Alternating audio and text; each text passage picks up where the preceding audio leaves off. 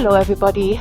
I want to talk a little bit about voice and sound commands today and how useful they can be when you're either starting out newly with a horse or with a young horse. Maybe you teach them the voice commands on the ground first. And then also it's sometimes a really nice thing to have that additional sort of aid system of the voice and sound commands to support your seat aids in certain situations. And to make sure that your horse actually does understand and follow correctly what you're asking, I want you to start to be super aware and more conscious of how much clucking and kissing and talking you're doing with your horse while you're riding. And especially for those of us who are riding a good amount of time on our own and nobody says anything and we're just constantly sort of chattering to the horse and saying good girl, good boy, and then before you know it you say bad boy, bad girl, and the horse is like, oh, I don't know, she's talking all the time. Must mean something, I don't know, might not be for me. So in order to make the horse understand and give meaning to what you're saying and how you're pronouncing it and what your voice is doing and when you're applying those clucking or kissing sounds, you have to be consistent and very specific as to when you are using those cues, right?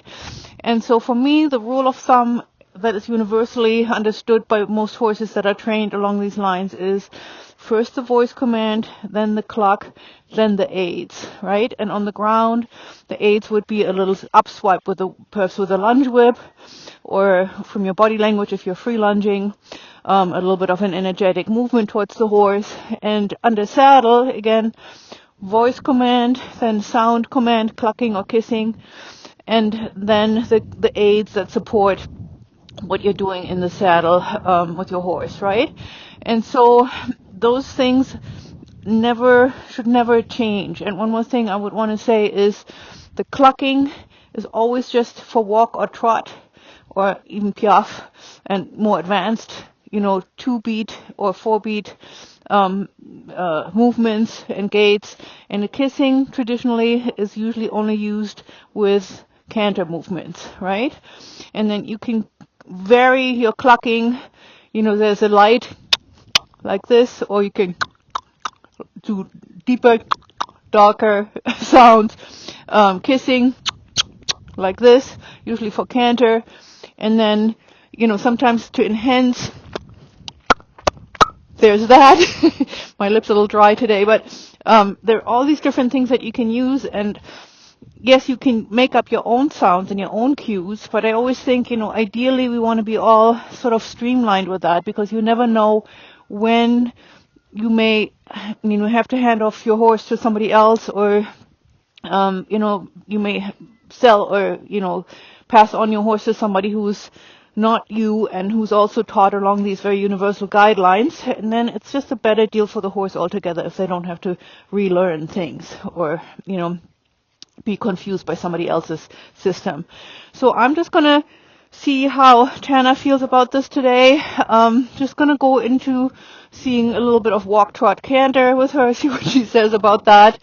And since I've been talking so much for now, so she probably has been tuning me out for a little while, so I'm going to be quiet for a moment.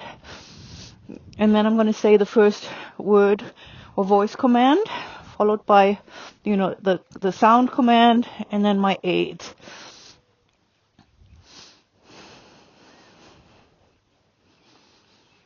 And trot. So nothing. I give a little bit of a cupping with my hands, and I'm going to leave my reins really long right now. I don't want to influence her at all with my rein aids. Gonna do that again. And trot. Good. And walk. So I breathe out and use my seat a little bit more right now just to get her into the swing of these things. And trot. And walk. So I'm just waiting for her, right? This is just a little bit of back and forth. And trot. So, good girl. And walk. So it takes a moment, but it's actually not bad, right? So you notice in the down transitions, there are no clucking or other kind of sound effects. It's just my breath and my voice goes down. In the up transitions, the voice goes up. When I say it again, and trot. So, and walk. We're a little bit on a downward slope here too. It doesn't help with the down transition command, but that's kind of the idea in general, right? So I'm going to give it one more try and see if we're going to go into a canter for a moment here. And trot. Good girl. And canter. Is my little kiss. So, just going to let me have this for here for a moment. And trot, and trot, and walk.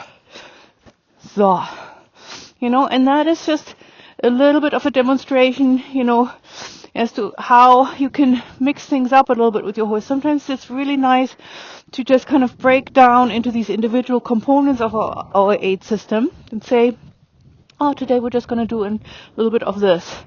And it refreshes the horse too, if you're not all over them with everything that you got every single day. And, of course, always make sure that you have a reasonable amount of experience and mileage with your horse before you do this on a long rein.